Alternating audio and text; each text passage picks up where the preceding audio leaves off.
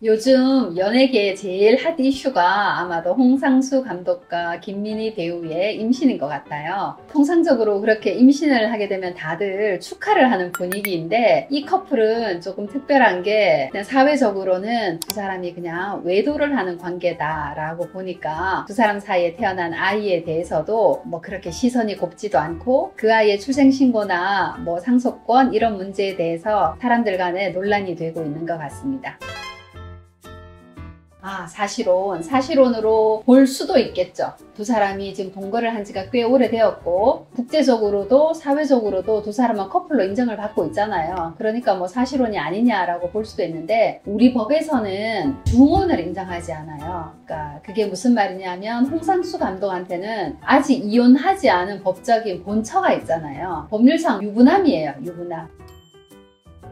홍상수 씨가 이혼 신청을 한번 했다가 기각당했잖아요. 그렇죠. 유책 배우자가 어쨌든 하면 안 된다고 알고 있지만 이렇게까지 오래 유책 배우자로서 있으면 다시 한번 해도 되지 않나요? 그렇죠. 그렇게 볼 수도 있겠죠. 우리나라는 이혼의 유책주의를 유지하고 있기 때문에 유책주의라는 게 본인 파탄에 책임이 있는 사람은 이혼 청구를 할 수 없다라는 거거든요. 그러니까 알다시피 지금 홍상수 감독은 집에서 나와서 김민희 씨와 함께 산 지가 꽤 오래됐단 말이죠. 그러면 본처 입장에서는 남편의 외도로 인해서 피해를 입은 피해자가 되는 거죠.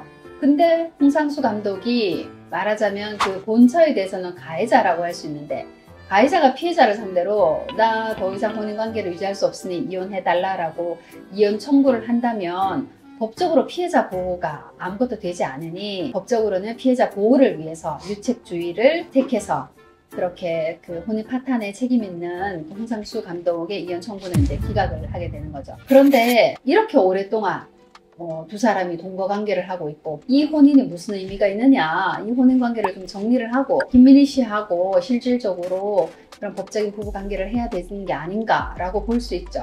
맞습니다. 그래서 우리 대법원도 유책주의의 예외로 혼인관계가 완전히 파탄됐다고 볼 경우에는 인정하는 경우도 있습니다. 그럴 경우가 뭐냐 하면 뭐 별거 기간이 상당히 오래되어 가지고 그 두 사람 간에 거의 뭐 이렇게 왕래가 없어. 본처하고 남편과의 사이에서 아무런 왕래가 없고 남처럼 산 지가 굉장히 긴 세월이 지났다라고 한다면은 그거는 이제 형식적인 혼인일 뿐이지 실질적으로는 혼인 생활이 없기 때문에 그럴 경우에는 유책주의의 예외로 파탄주의를 적용을 해서 이혼이 가능하기도 합니다.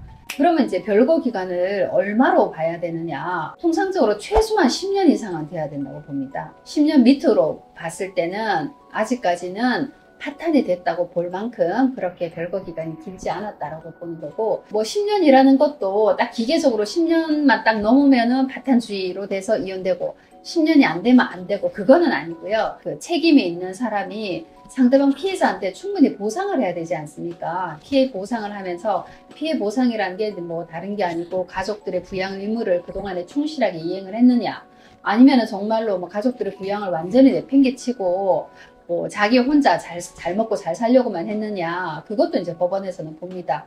그러니까 이 사람이 그 동안에 처와 가족들과 전혀 왕래가 없었음에도 불구하고 어쨌든 자기가 해야 될 그러니까 최소한의 의무는 다 이행을 계속 해왔다라고 한다면은 그런 부분도 법원에서는 참작을 해서 이 사람이 그래도 법적인 의무를 이행을 잘 해왔고 이 부부가 뭐 별거 기간이 10년 이상이 되어서 이렇게 형식적인 부부관계밖에 되지 않는다라고 본다면은 이혼이 인용이 될 수도 있다는 겁니다. 그리고 또 한쪽이 이 사람이 말로는 이혼하지 않겠다라고 하면서도 실질적으로 행동은 다른 사람한테 가서 남편의 험담을 하고 욕을 하고 뭐 이렇게 한다면은 법원에서는 이 사람은 말은 이혼하지 않겠다라고 하면서 행동을 보니 뭐 이거는 이혼을 해야 될 수밖에 없는 상황이네 라고 판단할 수가 있어요.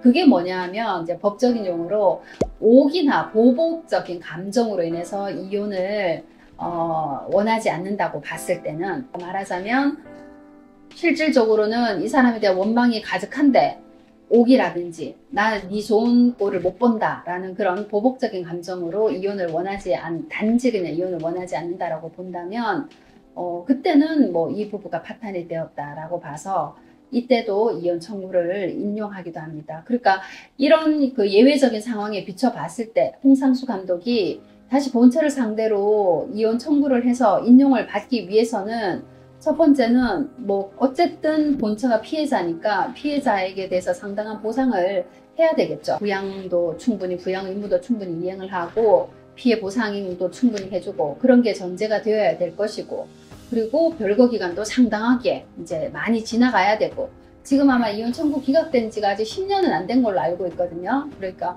아직까지는 다시 재청구하기는 조금 힘들어 보이고, 그리고 이제 실질적으로 본처와의 관계가 완전히 뭐 파탄이 나서 우리는 왕래도 없고 남과 똑같습니다 라는 거를 이제 입증을 해야 되고, 또 만약에 본처가 지금은 뭐 그렇지는 않으신 것 같아요. 본처가 아직도 홍상수 씨에 대해서 애정을 가지고 있는 것 같고 다시 돌아오기를 바란다라는 뭐 그런 취지로 말씀하고 계신데, 만약에 뭐 본처가 홍상수 씨를 비난하거나 뭐 그런 게 있다라면 그런 증거도 뭐 수집을 해서 파탄이 됐다는 입증을 하게 되면 다시 이혼 청구를 해볼 여지도 있겠죠.